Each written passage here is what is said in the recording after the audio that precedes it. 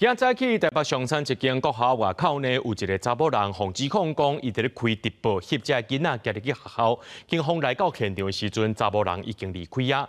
着家长开始伫咧烦恼讲，这囡仔上下课安全。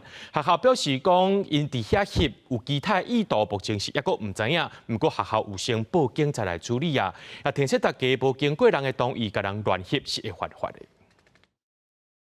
手提翕相帮沿路开直播，查某人这个举动是互导互志刚真紧张，因为伊伫遐翕的地点就伫咧学校的边啊。专栏是伫咧网络传开，一直有网友甲转发，佮控诉翕的人甲镜头对准学生，做引起上课的直播。不知道他对小孩子会不会有危险啊？对啊，因为一直拍照也是拍到脸。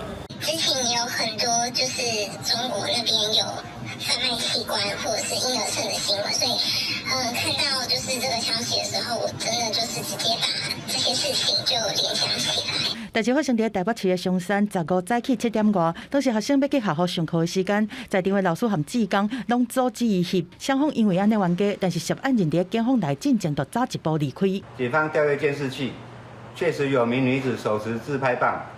徒步沿路自拍。学校讲，涉案人敢有故意去翕学生囡仔，后壁的动机搁爱厘清。但是伫学校的4课内已经强化安全，警方嘛加强巡守。但有真侪家长嘛是同款烦恼。我们同时有去派出所报案，我们光那个路口就5个保护志工，要跟小朋友加强的是什么？对于这个周遭环境上面的敏觉。其实照规定，只要无经过同意就去翕别人，拢涉及侵害肖像权。律师阁讲，这嘛有可能涉及犯国资法。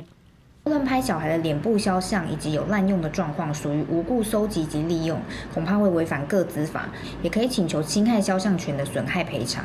专栏主要的争议是伫咧敢有不法的动机去翕学生囡仔，警方提起尤其伫咧网络散布会当辨识囡仔身份的影像，阁有违反儿少法的义务。